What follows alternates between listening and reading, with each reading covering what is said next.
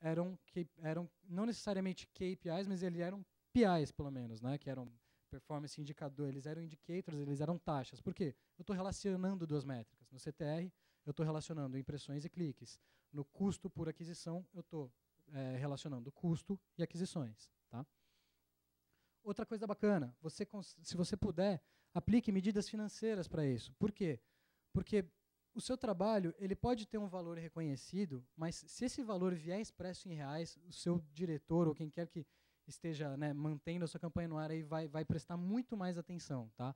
Porque uma coisa é você falar, olha, eu tive 2.000 pessoas que foram atendidas pela internet e não pelo seu call center. Uma outra coisa é falar, eu economizei 2 milhões de reais no seu call center. Tá? Isso tem um peso bem diferente para quando você está com o seu diretor. E por último, tá?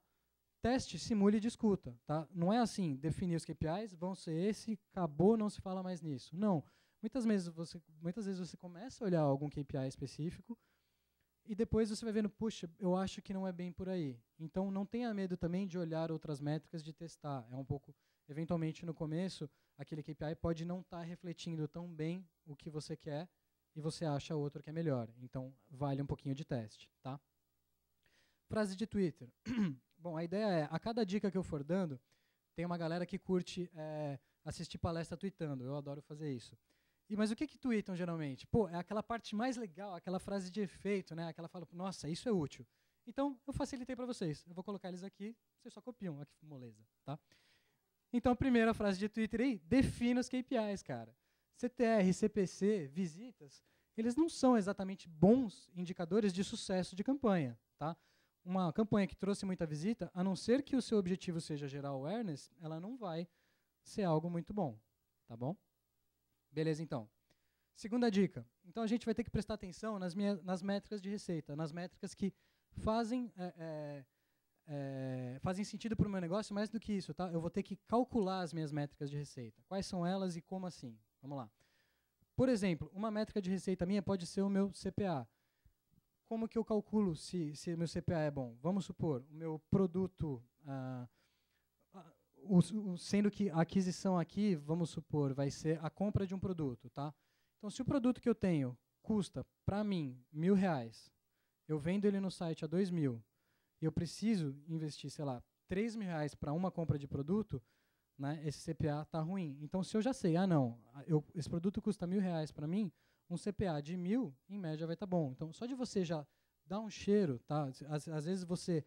É o anunciante, né, mas vai passar essa campanha para um terceiro fazer. É importante você dar para ele essa noção, porque o cara não está na sua empresa, ele não necessariamente entende tão bem do seu negócio, mas se você falar, cara, se você estiver me vendendo esse produto com CPA acima de 100, tá ruim, estou perdendo dinheiro, estou te pagando para fazer a campanha. Não é isso que tem que acontecer, tá? Tem que ser o inverso. Então, é algo que realmente, o ideal é você calcular pré-campanha, tá? Não calcular depois que ela já começou. Depois que ela começou, você vai saber qual é o CPA da campanha. Mas se você não definiu qual que é o seu CPA ótimo, a gente não sabe se eu estou indo no caminho certo ou não. Tá? Beleza.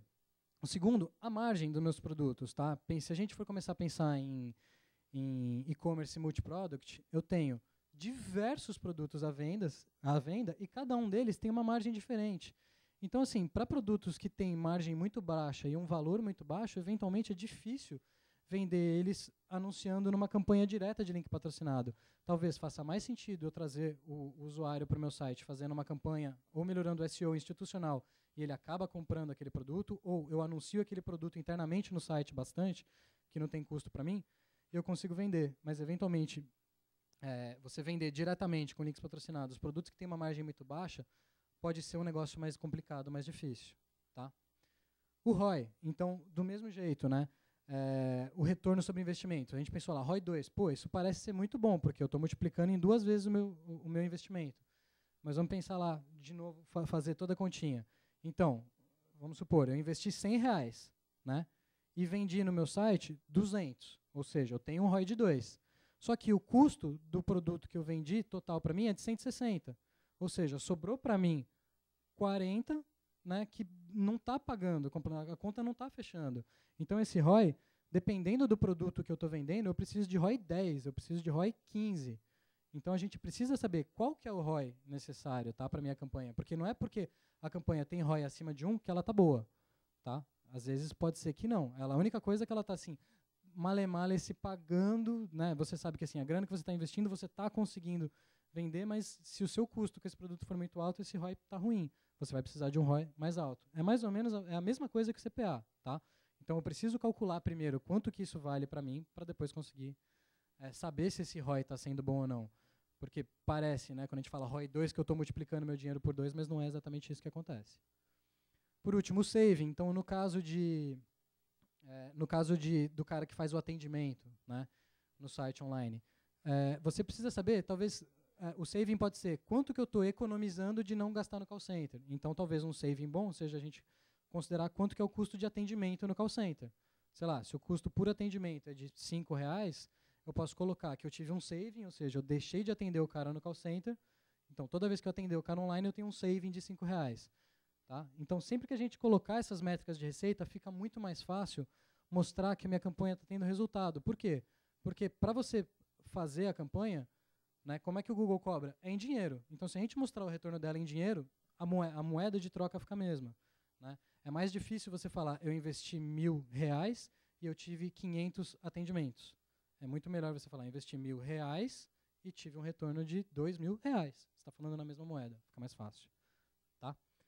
Frase de Twitter. Então, vamos lá. Definir métrica de receita, então, é o primeiro passo para que a gente tenha o sucesso, né, nas nossas campanhas e sucesso em search. Por quê? Porque ali eu estou traçando uma linha. Eu consigo saber aonde que eu estou e se eu estiver passando dali, está ruim, se eu estiver abaixo daquilo, está ótimo. Né? Em cima disso, então, a gente vai pautar toda a nossa campanha, vai se basear todo o nosso resultado em cima disso. Tá? Beleza. Terceira dica. Foco, então, nos resultados. Tá? Por quê? A gente tem muita métrica, mas não necessariamente todas elas estão trazendo resultado para a gente. Então, ali algumas, eu vou explicar todas elas já. E aqui outras que eu acredito serem muito mais importantes. Vamos lembrar um pouquinho do funil. Tá? Bom, o que é o índice de qualidade? Tá? O índice de qualidade ele está dentro das campanhas de links patrocinados e ele é principalmente constituído pelo CTR, tá? Que é esse cara aqui. Então, para eu ter um bom índice de qualidade, eu tenho que ter palavras que tenham muito a ver com os meus anúncios. Tá? Ou seja, se eu estiver anunciando carro, eu estiver comprando a palavra carro, eu tenho que anunciar carro. Se eu estiver comprando a palavra sapato, eu tenho que anunciar sapato. Se você não fizer uma campanha que faz muito sentido, o seu CTR tende a ser muito mais baixo. Isso acontece com algumas empresas de, não, eu quero bombar, sei lá, eu vendo carro, mas até para o cara que procurar pneu, eu quero que apareça o meu. Por quê? Quem compra pneu deve ter carro, então ele pode estar interessado no carro. Calma lá, né? Às vezes numa dessa você está dando um pequeno tiro no pé, porque você está diminuindo muito seu CTR, com isso cai o seu índice de qualidade e seu custo vai ficar mais elevado. Tá? Então, de novo, prestar atenção em cliques. O que isso está dizendo para mim sobre a campanha? Nada. Tipo, se eu estou tendo muito clique, isso é bom? É ruim? Não sei. Né? Mesma coisa do CPC, eu só estou misturando uma métrica de custo. Pô, o meu CPC era de 10, ou seja, eu pagava R$10 para cada clique, agora eu estou pagando 1. Melhor? Com certeza, bem melhor.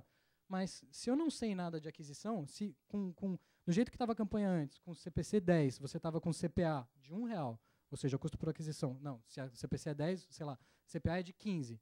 Mas eu diminuí meu CPC para 1 e o meu CPA foi para 20, por algum motivo, pô, você tá pior, né? Tá custando mais. Beleza. A posição média. A posição média é mais ou menos em que posição eu estou aparecendo lá nos meus anúncios. Então, aqueles 3 que ficam em destaque são as 3 primeiras posições, e aqui tem mais 10, né, na lateral, quando a gente faz uma busca. Tem muita gente falando, não, eu quero aparecer em primeiro, né? Tem aquela coisa, eu quero ser o maior, eu quero aparecer em primeiro. Por quê? Está te trazendo retorno? Porque você quer inflar seu ego? Né? Porque para ego, tudo bem, paga, a gente põe campanha no ar. Mas não tem tanta graça. Se você não garantir que você está em primeiro lugar, né, o estar em primeiro lugar ele, geralmente é mais custoso. Você pode até receber mais cliques, algumas vezes sim, outras não, eu vou dar um exemplo no final. Mas assim, não é garantia que você vai estar, a sua campanha vai estar bombando porque você está em primeiro lugar. Tá? Última, perda de impressão. Então a gente tem lá dentro do AdWords também, do número de impressões que eu tenho por dia, vamos supor, eu tenho 100 impressões da palavra autos por dia. Ele mostra para mim quantas dessas impressões eu estou perdendo. Então, vamos supor que das minhas palavras, de autos que eu comprei, das 100 impressões por dia, eu estou imprimindo em 90. Então, a minha perda de impressão ela é de 20. Né? Poxa, eu estou perdendo, o cara está procurando auto e eu não estou mostrando meu anúncio. Cara, você tem mais verba para investir? Não. Então, talvez o ideal seja isso. Né? Isso vai também fazer muita diferença para as palavras que você escolheu. Às vezes, se você escolheu muita palavra, muito tema abrangente, vai ser, você tem um inventário que a gente chama maior, ou seja, é um número de buscas que é realizado de todas essas palavras é muito grande, e eu estou gastando muito para manter. Se eu afunilar isso um pouco e deixar só nas palavras específicas para o meu negócio, eu consigo, eventualmente, diminuir essa perda e trazer um tráfego um pouco mais qualificado. Tá? Então, por que tudo isso não importa muito? Porque em nenhum desses momentos eu estou vendo, o meu objetivo está sendo alcançado? Não sei, sabe? Tem algumas métricas aqui que elas são mais, fazem mais bem para o ego do que para o bolso, né? E a minha ideia aqui é fazer bem para o bolso. Tá. E por que eu tenho que, então, prestar atenção nesses caras aqui? Primeiro, o funil de conversão. Então, o funil é todo o caminho que o usuário faz até chegar na minha conversão.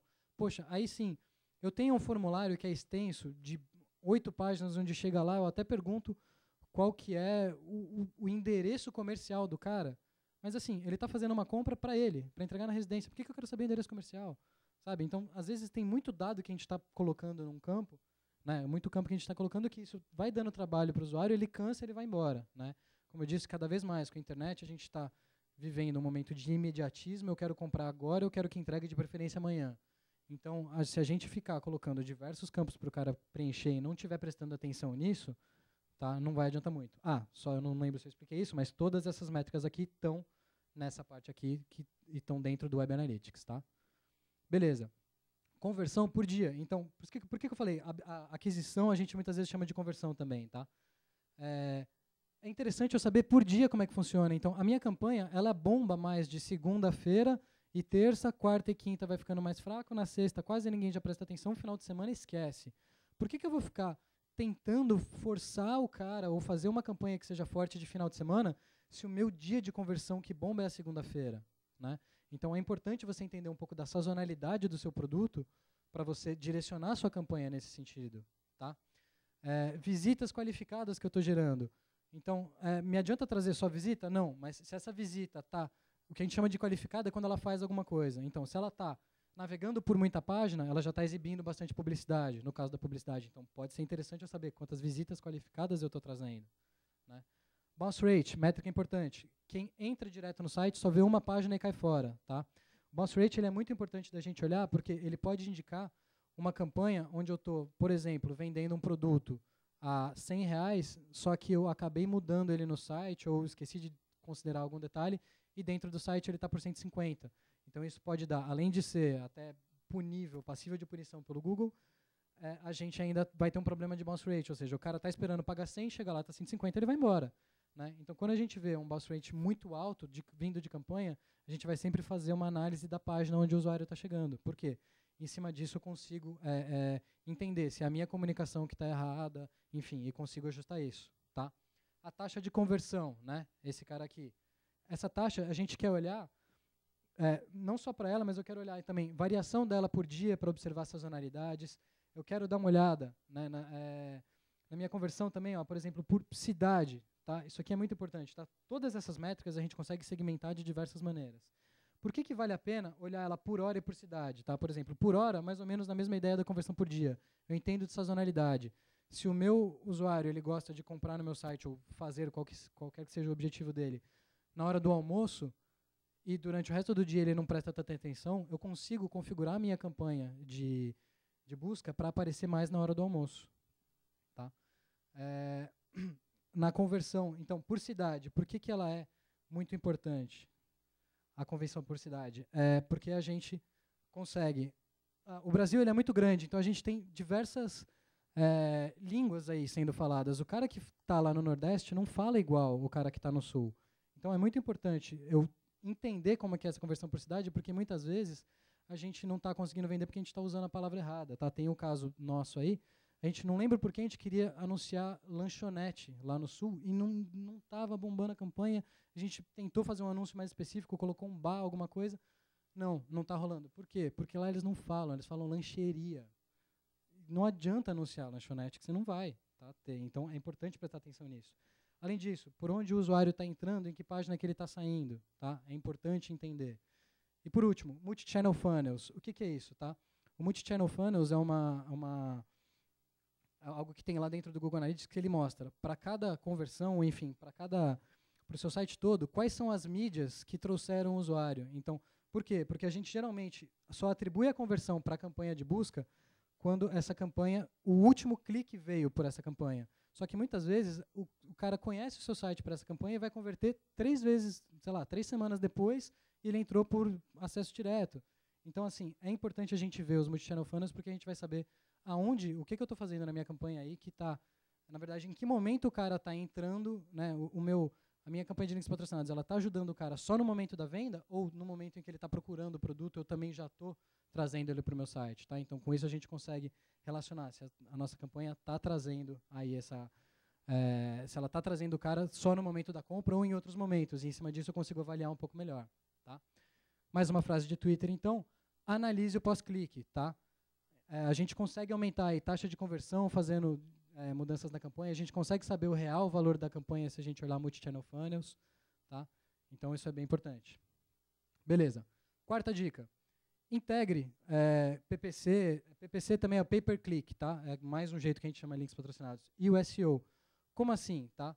Bom, primeiro, a gente tem que fazer um estudo aí das palavras que a gente vai anunciar que seja integrado, porque tem muita gente que fala que o SEO e o links patrocinados, eles se canibalizam, e não é bem assim, tá? Se você coloca 2 agências, uma para fazer SEO, outra para fazer links patrocinados, é capaz que tenha algum choque.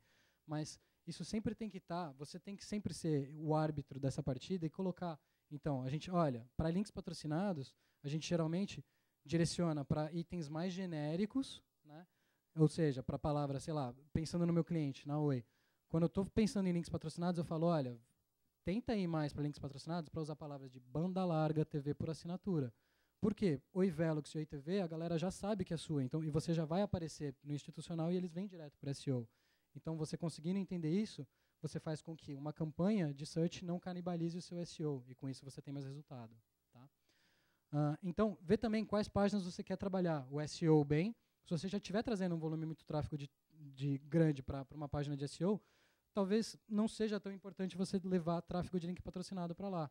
Então, você decide para ter uma landing page numa outra página, né? Também, dependendo da palavra que você está trabalhando no link patrocinado, você tem que levar o cara para uma página específica. Como assim?